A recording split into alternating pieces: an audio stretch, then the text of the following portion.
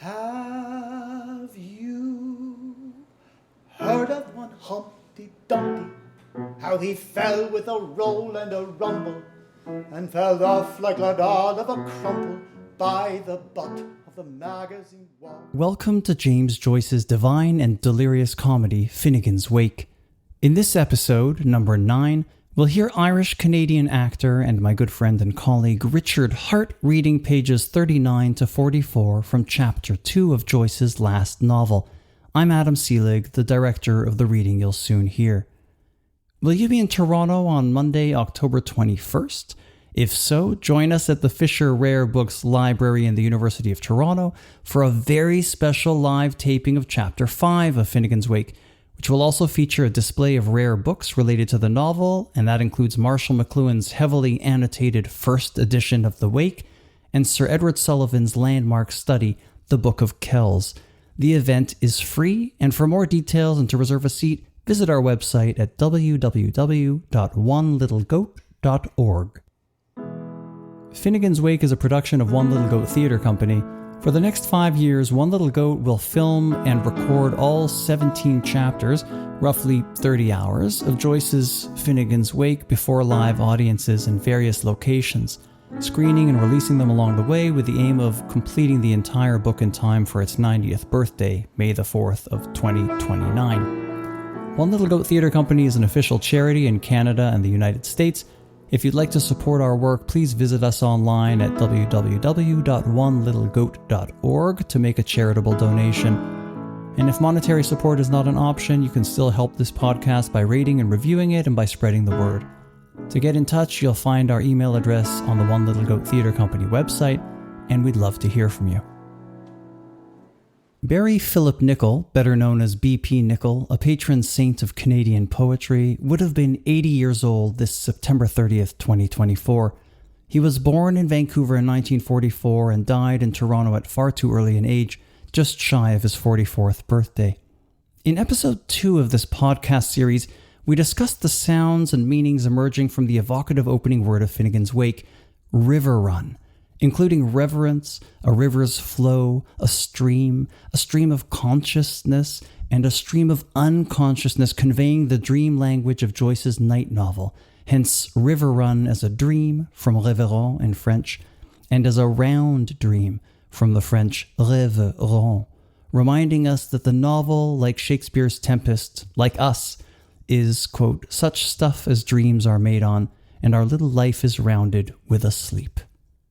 In opening B.P. Nicol's recently published notebook excerpts, beautifully assembled by Coach House Books under the title Some Lines of Poetry, I was delighted to discover on the first page a poem called A River, a mostly visual poem comprised of the letters in the word river, which allowed me for the first time to see and hear not only the nocturnal dream of the Wake's opening word, river run, but the daydream in it too, its reverie.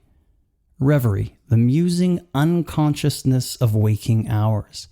And tracing reverie to its etymological roots, I found 2 words, revelry and rejoicing. The latter, rejoicing, echoing the author's name, and the former, revelry, a reminder that what we have before us is, in the end and from its beginning, lots of fun.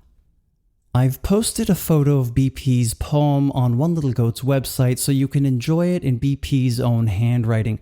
You'll find that at www.onelittlegoat.org/podcast, or better yet, pick up a copy of the book from Coach House.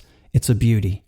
Now, as this is a podcast, I'll at least attempt to sound out the opening 2 lines of the 10-line poem, A River. River, river, river, river, river, river, river, river. This sound helped me hear one more element in the Wake's river run of words, and that is ever. Its everness, foreverness, and, famously, its never-endingness, the novel's last page continuous with the first. The ever-present river run of Finnegans Wake is always now. It ever runs. Thank you, B.P. Nicol, for that poem, and happy 80th birthday. At the heart of today's episode is one of the Wake's outstanding characters, the scandal-mongering balladeer, or in today's terms, the caustic singer-songwriter by the name of Hosty. We'll get to him in a moment. Jumping back into the stream where we left off last time in Chapter 2 on page 39, the zigzagging relay of gossip about H.C. Earwicker from the previous episode that ended up galloping around at the racetrack now reaches the ears of two down-and-out Dubliners recently out of jail, the brothers Treacle Tom and Frisky Shorty. Treacle Tom gets seriously drunk in the historically disreputable distillery district known as the Liberties. I love how the text itself becomes positively slurred and alcoholic in Treacle Tom's section. Treacle Tom then crashes in a rooming house and during a bad night's sleep talks in his sleep, repeating the rumors about HCE, which are heard by a trio of homeless men, the last of whom is the scandalous street busker, Hosty. That name, Hosty, aside from being a mononymous musician anticipating the likes of Elvis, Prince, and Beyonce, is another case where the Wake can be suggesting both it and its opposite. On the one hand, the name Hosty can suggest welcoming, as a host would be, while on the other, someone who's hostile, from the Latin hostis, meaning stranger and enemy. There's also a faint echo of our protagonist, HCE, in the sound Hosty. That same cold night, Hosty, unlucky in life, considers suicide, but the gossip about Earwicker having reached his ears rejuvenates him by morning and inspires him to write a new ballad, after some morning drinking with his buddies.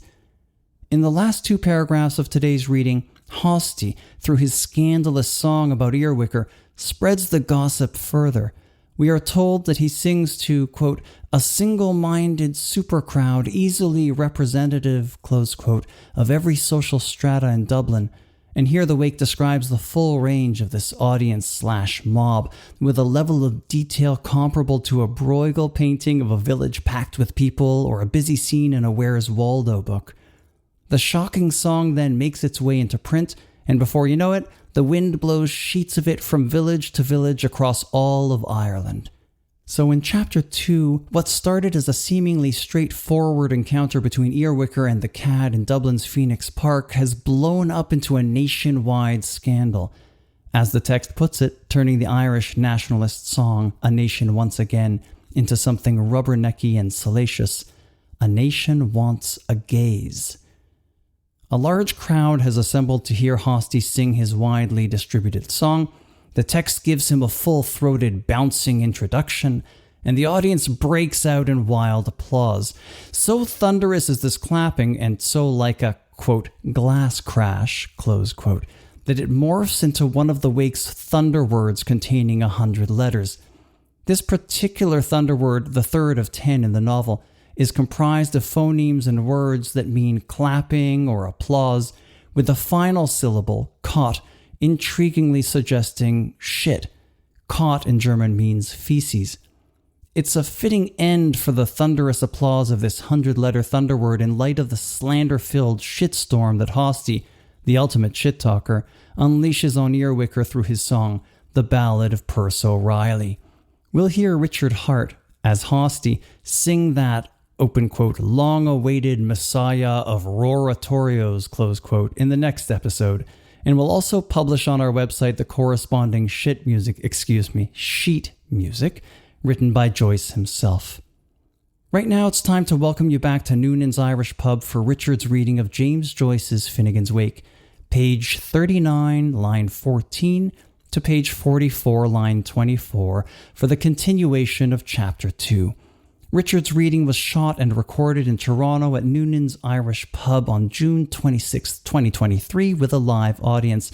The film premiered at the Toronto Irish Film Festival and Bloomsday Film Festival at the James Joyce Centre in Dublin. 'Twas too pissing on's Tim Coves. The weather is pest, the wrens are overt, and common the vogues of the turford is hurtled on our land.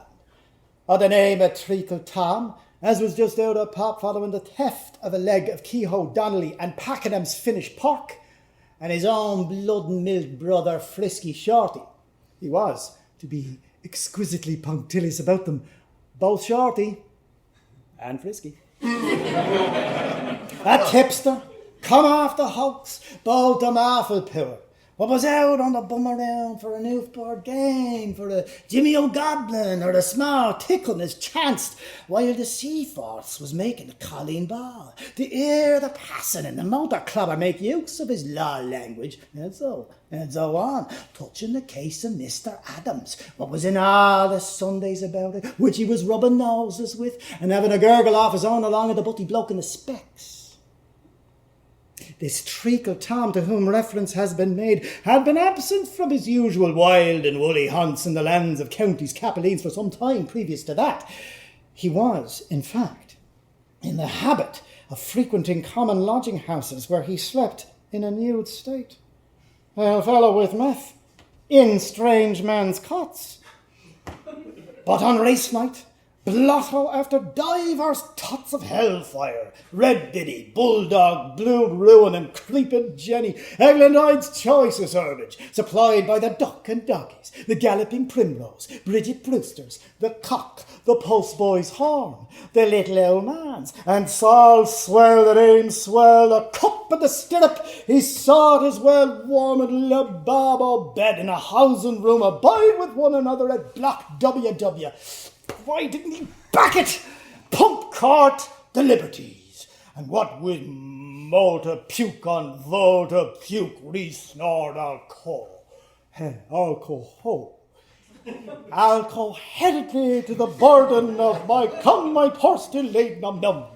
Then the substance of the tale of the evangelical busybody and the ruse of Derbian. The girls, he would keep calling them for the collarette and the skirt, the sunbonnet and carnation. In parts, it seemed he was before the Ides of Martyrs or otherways, but the thirds of fossil years. He having the ham with Cathy when Lavinia's at her men's least to sea in a some ship doodly show whereat he was looking for fight with royal horses.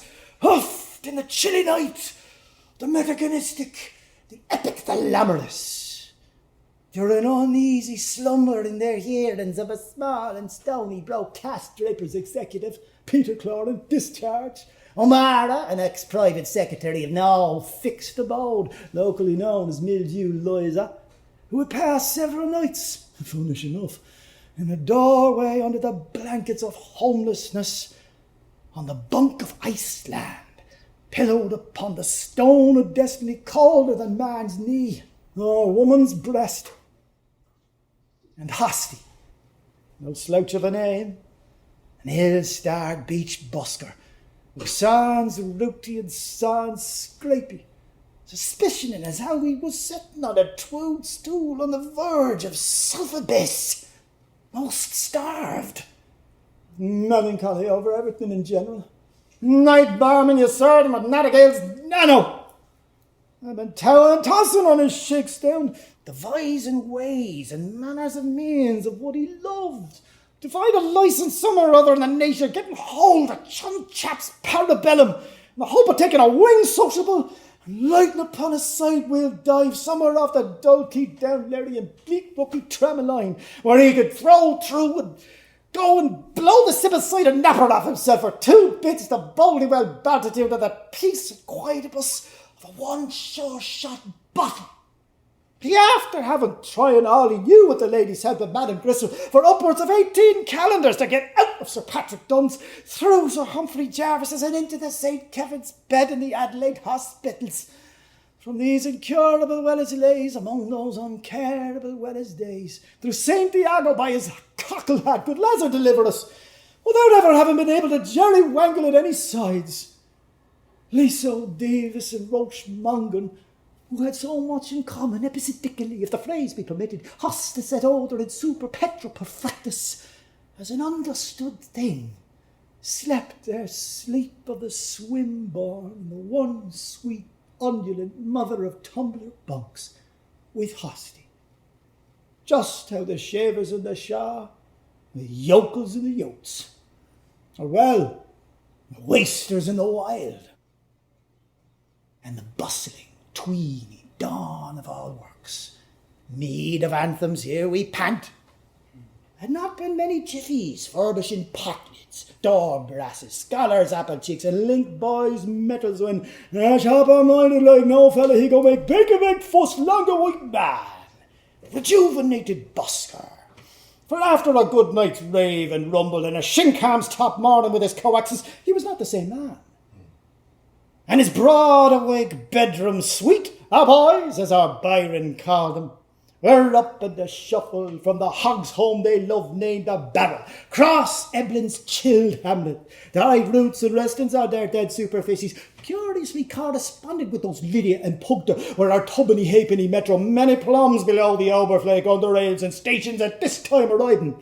To the thrummings of a cruise fiddle, which Cremone and Cronon and levy-grevy, witty and wevy, appy, leppy and playable, caressed the ears of the subjects of King St. Finity the Festive, who in brick homes of their own and in their flavoury Fraseberry beds e'en hardly cry of honeyman, sowed lavender or fine boiled salmon alive, with their priggish mouths all open for the larger appreciation of this long-awaited messiah of roratorios, were only half past at sweep, and after a brisk pause at a pawnbroking establishment for the pathetic purpose of redeeming the songster's truly admirable false teeth, and a prolonged visit to a house of call at Coota's Place, Fizz the old Sat's How, in the parish of St. Cecily, within the liberty of Kjolmore, not 1,001 national leagues I was by Griffith's valuation, from the sight of the statue of Primure Glasstone, setting a match to the march of the Maker, last of the Stewards Peut-être, where the tale rambles along. The trio of whack fowl that did us was joined by a further intentions applying tomorrow casual and decent sort of had-been variety who had just been touching the weekly insult, fewit, and all thick blabbers, who saith of noun and stimulants in the shape of G and G's, stood by the damn decent sort, after which stag luncheon and a few ones more just to celebrate yesterday, flushed with their fire-stuff fostered friendship, the rascals came out of the licensed premises. Brown's first, the small PSX executive, cap a hand in their sad rear like a lady's postscript. I want money, please send. Whapping their life-leaking lipes on their sleeves. How the Berkeleys shout their ruskin generally. Shane Fion's the one. And the rhymer's world was with reason the richer for a would-be ballad. To the ballader of which the world of humanity singing owes a tribute for having placed on the planet's mellow map his lay of the vilest bowyer, but most attractionable avatar the world has ever had to explain for.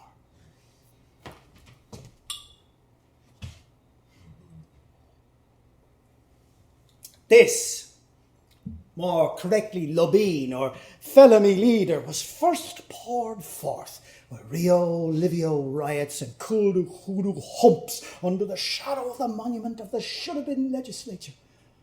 Eleutherodiodendron, spare woodman spare, to an overflow meeting of all the nations in Leinster, fully filling the visional area, and as a single-minded super crowd, easily representative, what with masks, what with faces, of all sections and cross-sections, wine shop and cocoa house poured out the brim up the broaching of our Liffey side people, to omit to mention of the mainline minority, and such as had wayfared via Watling, Earn and Ickneld and Stane, in chief a haunted Cockney car with its quotal of Hardmouth's hacks, a northern Tory of southern Wick, an East Anglian chronicler and a Landwester Guardian, ranging from slips of young Dublin owls from Cutpurse Row, having nothing better to do to walk about with their hands in their knee pads, suck an airwhacker with Dulcet jumbo bricks, side by side with truant officers, 3 woolen bars and poplin in search of a croust of palm, to busy professional gentlemen and a brace of palesmen with Dundrearies, nooning towards dailies, fresh from snipe hitting and mallard missing in Rutland Heath, exchanging cold sneers. Mass-going ladies from Hume Street in their chairs, the bears baited, some wandering hammerlags out of the adjacent clover field of Moss's Garden, an oblate faith from Skinner's Alley, bricklayers, a Fleming in Tabinet Fumont, with spouse and dog, an aged hammersmith who had some chisellers by the hand, about a cudgel players, not a few sheep with the braxy, 2 blue-coat scholars, 4 broke gents out of Simpson's on the Rock, a portly and a pert, still tassin' turkey coffee in orange shrub and Tickey's door, Peter Pym and Paul Fry, and then Elliot and Atkinson, suffering hell's delights from the blains of their Newton's acorns, not forgetting the juice of Diana's riding for the hunt, a particularist prebendary pondering on the Roman Easter, the tonsure question, and the Greek units, plunkum, a lace lappet head or 2 or 3 or 4 from a window, and so on down to a few good old souls, who, as they were juiced after taking their pledge over at the uncle's place, were evidently under the spell of liquor. From the wake of Terry the tailor, a fair girl, a jolly postboy thinking of 3 flagons in one, a plummadroll, a half-sir from the weaver's almshouse who clings and clings and chat clings to her, a whole damn's cloud-hued petticoat, as child, as Curie Later, as Quake O'Leary. The war arrow went round, so it did. A nation wants a gaze. And the ballad, in the Philibrine tank-coat metre affection by Tautubo, in his Casudus the Pulichinero or to Hut, stampeded onto a slip a blank of vide, and headed by an excessively rough and red wood cut, privately printed at the Rhine press of Delville, soon fluttered its secret on white highway and brown byway, to the rose of the winds and the blue of the gales, from archway to lattice and from black hand to pink ear. Village crying to village, through the 5 Pussifors green of the United States of Scotia Picta, and he who denies it may his hairs be rubbed in dirt, to the added strains, so peaceable, of His Majesty the Flute, that one croon king of inscrutments, Pegas purus, cello assoluto, which Mr. De Lacy, horn, anticipating a perfect downpour of plaudits among the rhapsods, piped out of his decent sword hat, looking still more like his Percival namesake, as men of Gaul noted, but before of the spot about, the snowy crested curl a moist to the leader's wild and molting hair, Dr. Hitchcock hoisted in his fezzy fuzzed bludgeon's height, signum to his companions of the chalice for the loud fellow boys, and silentium in curia. Our maypole once more where he rose of old, and the canto was chanted there, chorus and christened where? By the old toll gate, St. Anana's Street and Church. And around the lawn the ran it ran. And this is the ran that Hosty made. Smoke. Boyles and Cahies, Skerritts and Pritchards, versified and piercified may the treathwaite tale of living Stony. Here lie the refrains of. Some vote him Vike, some vote him Mike. Some dub him Lynn and Finn, while others hail him Lug, Bug, Dan, Lop, Lex, Lax, Gun or Gin. Some act him Arth, some bapt him Barth. Call, Nall, Saul, Wheel, Wall, but I parse him Purse O'Reilly, as he's called no name at all. Together. Leave it to Hosty, Frosty Hosty, leave it to Hosty, for he's the man to rhyme the ran, the king of all rans. Have you heard? Some ha. Have we wear? Some hat. Have you heard it? Others do. Have we wear it? Others don't. It's coming, it's brumming, the clip, the clop, all class crash, the click, clack, clack, clack, class, clack, clop, as class, clack, batter, creppy, crotty, grata, semi, new with a bloody, cup of cut.